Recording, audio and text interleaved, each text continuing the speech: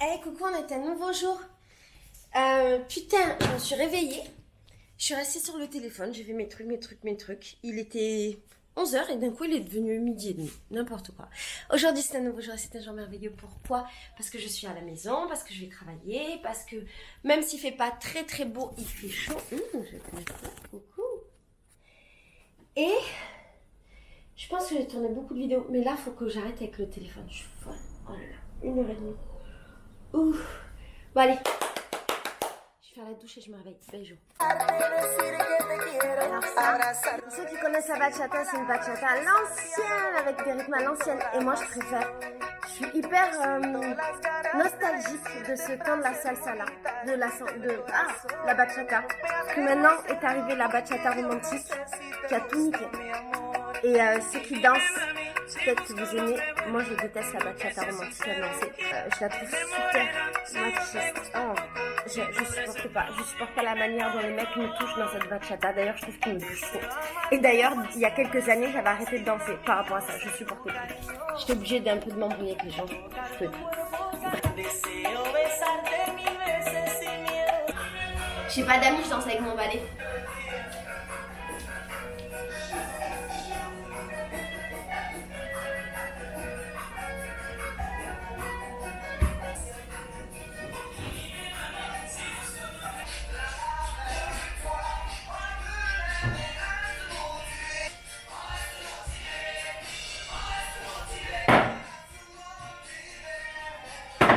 Alors, on mangeait aujourd'hui des pâtes avec des légumes que ma coloc elle a faites hier.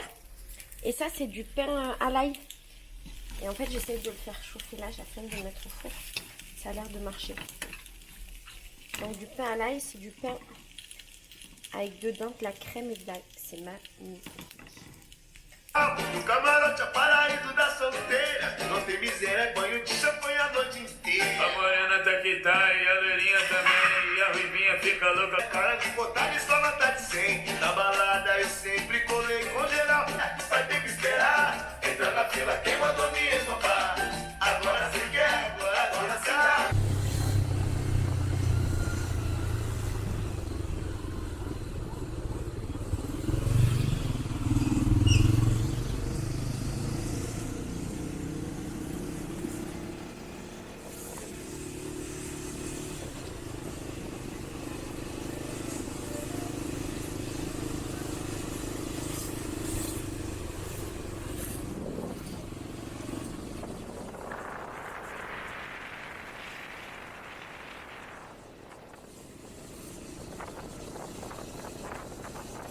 Desceu. Aí basta, aproxima, gira e desce. Como é que é? Então, afasta, aproxima de novo, gente. Vai. 7, 8. Afasto, aproximo, viro de costas. 10 canções. É porque eu tinha. Mais dor, abriu, eu tirei e devagarzinho e acabou. De novo, então. Sei que te amo.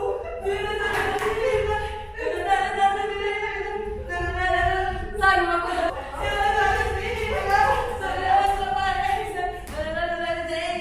Eu me afasto, me defendo de você.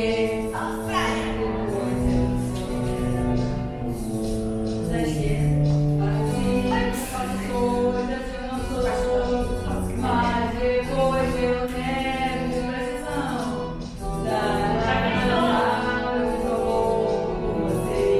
Primeiro, tenho medo de cansar e te perder.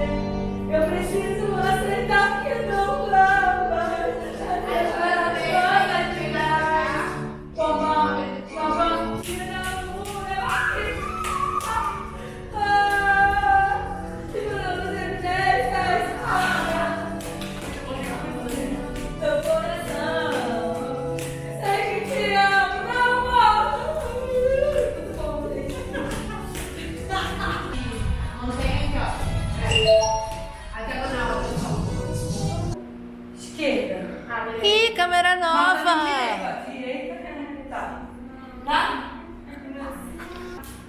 lembrar de no final, na última passagem da música, a gente fez no carnaval. Não lembra? Aonde? Ah, essa aí na verdade é só. É do outro. Ai, meu Deus, não, Samaria Maria. Ah, é verdade. É porque essa onda é diferente. Quarta-feira, eu acho que isso é real. Aujourd'hui, on est un nouveau jour et c'est un jour merveilleux. Pourquoi? Parce qu'en fait, il y a le mec du bois, les bénisses, qui est venu fixer mon banc. Je sais pas si je t'ai vraiment montré, je crois que oui. Mais tu vois, j'ai fait mettre un banc beaucoup plus large, là.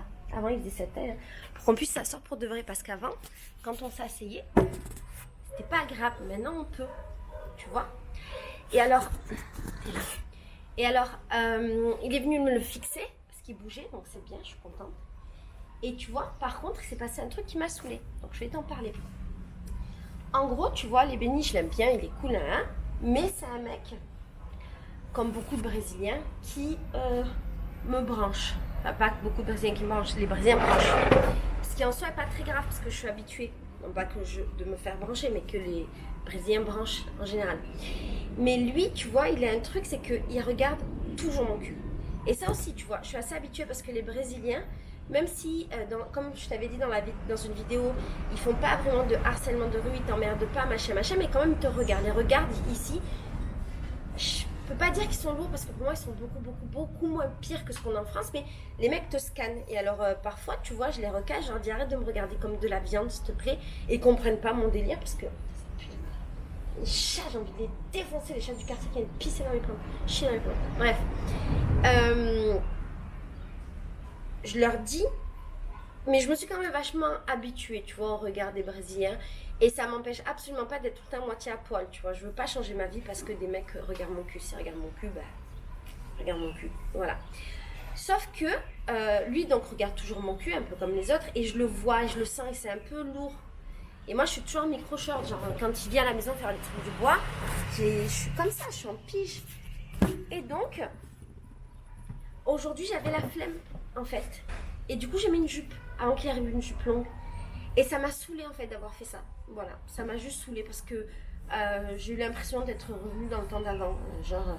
Exactement comme quand j'étais jeune. Vu que je viens d'une famille arabe et musulmane, fallait faire super attention à la manière dont on est habillé devant des mecs. Alors, je sais que ça existe dans notre famille, mais en tout cas, dans les familles musulmanes, c'est très présent. Et donc, il fallait toujours faire attention, il fallait toujours s'habiller. Et donc, s'il y avait un mec qui rentrait dans la maison, ou un beau-père, ou machin, il fallait toujours avoir une jupe longue, ou un pantalon, ou un machin. Et j'ai grandi avec ça, et j'ai grandi en me disant que le jour où je serais libérée de ça, justement, ce serait hors de question que je m'habille pour un mec, en fait. Que je ferais ce que je veux de mon corps, et que, voilà, que j'aurais cette liberté. Si j'ai envie d'être à poil, je suis à poil, et j'emmerde tous les mecs de la terre qui sont pas contents. Et en gros, là, j'ai mis une jupe, et le fait est que c'était une jupe longue, et donc ça rappelait un petit peu...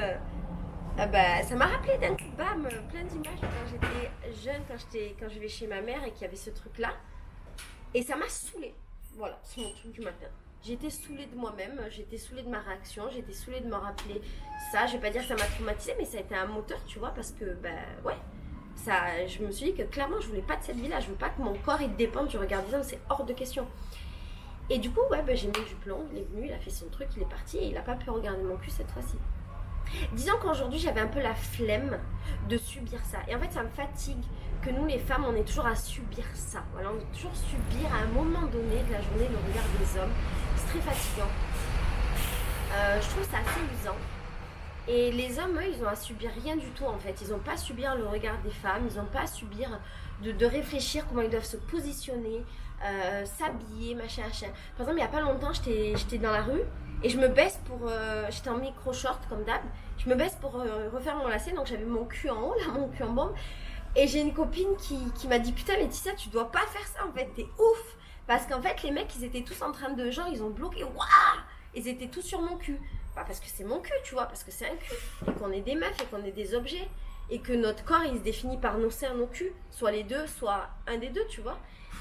Et ça m'a saoulée de devoir réfléchir à qu'est-ce que je dois faire ou pas faire en fait en fonction du regard des hommes parce qu'ils sont pas capables de regarder autre chose que nos culs.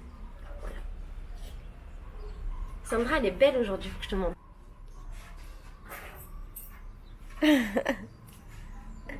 Alors, là, ce que je fais, c'est que je mets du poivre Là où les chats ils ont chié, j'ai envie de les défoncer ces chats. Tu sais que j'aime pas les animaux. Je les mange pas, mais alors je suis pas l'amie des bêtes qui restent loin de moi. Et alors les chats, je suis... Oh. Et j'ai mis du poivre, comme ça. Si jamais ils viennent pour rechier dans mes plantes, et ben ils vont être... ils vont pas être contents parce qu'ils aiment pas le poivre. Voilà. Il y a plein de trucs qu'ils aiment pas. Comme le café, mais en ce moment on en a pas beaucoup. J'ai rien pour faire le petit déj. Ah oui, j'ai les gâteaux. En fait, je sais pas si mon problème de ventre venait du lait ou du fait que j'ai mangé trop de prince de lait. On sait jamais, peut-être mon corps fait un rejet. Du coup, ce matin, je vais me faire du thé, je vais manger des princes de lait pour voir si ça me rend malade ou pas. Comme ça, je vois. Et si ça me rend pas malade, ça veut dire que c'était le lait.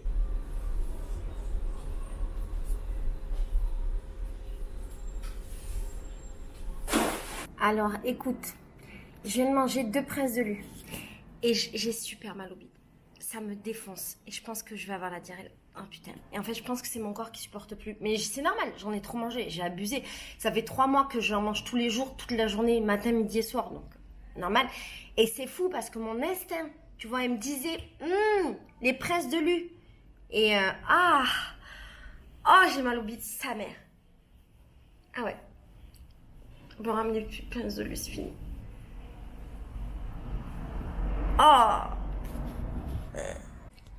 Un truc chouette. Je suis en train de prévoir les dates des prochains voyages sororité féminité. Et je peux dire qu'il y en aura plein. Et je peux dire qu'il y en aura pendant les vacances scolaires pour que tout le monde puisse venir. Et je peux vous dire que si jamais vous voulez participer au voyage sororité féminité, il faut être abonné au compte Instagram impérativement ou à mon Instagram pour pouvoir avoir les dates. Et si tu veux les dates en avant-première, tu m'envoies un mail sur info@bresilmonamour.fr et comme ça, avant que je publie les dates, je t'envoie un email pour te prévenir et pour que tu puisses réserver ton voyage. Voilà, c'est trop bien. J'ai envie de comment ça s'appelle? D'avocat. Il y a le vendeur de légumes dans la rue, je vais aller voir s'il a de l'avocat. Bora, vai chegando aqui, freguês, o carro do ovo é o carro da promoção, ó. Alors c'est marrant parce que quand il passe, chaque fois il m'énerve parce qu'il se met devant chez moi, il hurle. Et aussi il me saoule parce que il crie feignante, je suis devant ta porte, viens chercher tes légumes. Je me dis putain, c'est tout soi-disant les meufs les feignantes alors qu'on travaille tout le temps. Bref, en attendant, ok, aujourd'hui j'étais feignante, j'ai pris les légumes chez lui. Ils sont pas du tout bio, ces légumes, c'est fruits et légumes, mais bon. En fait, ça fait longtemps qu'on n'a pas fait les courses et du coup, il n'y a rien. Alors, j'ai acheté du manioc. Ah oui, et c'est pas du tout zéro déchet, hein, on est au Brésil. J'ai acheté du manioc pour Sandra. Elle sait quoi faire de ça, moi non. J'ai acheté des oranges brésiliennes pour faire des petits jus d'orange, ça va être chouette. J'ai acheté des carottes. J'ai pris des bananes. Alors, tu sais, nous, on a des bébés bananes comme ça. Et en fait, chaque fois, j'oublie qu'en France, vous avez des grandes bananes. Et ça doit être bizarre parce qu'elles n'ont pas le même goût, en fait. Ces bananes-là, elles sont très, très sucrées. J'ai acheté plein d'oignons. C'est la base de mon alimentation. J'ai acheté un ananas. Il m'a coupé le bout. Et j'ai acheté 4 bébés mangues comme ça. Bon voilà, j'ai pris pour Sandra et moi.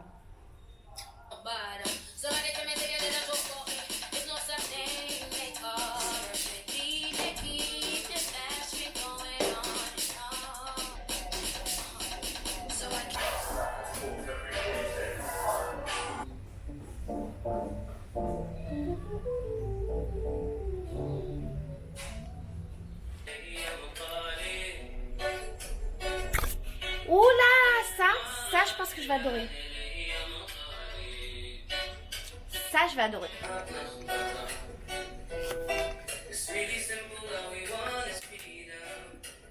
Là, je me suis fait des pâtes parce que j'ai faim. Et regarde, je garde l'eau de cuisson. Tu vois? Et si tu veux savoir ce que je vais faire avec cette eau de cuisson, qu'est-ce qu'il faut que tu fasses? Ben, que tu ailles voir la vidéo que j'ai fait à ce sujet sur ma chaîne. Ta, ta.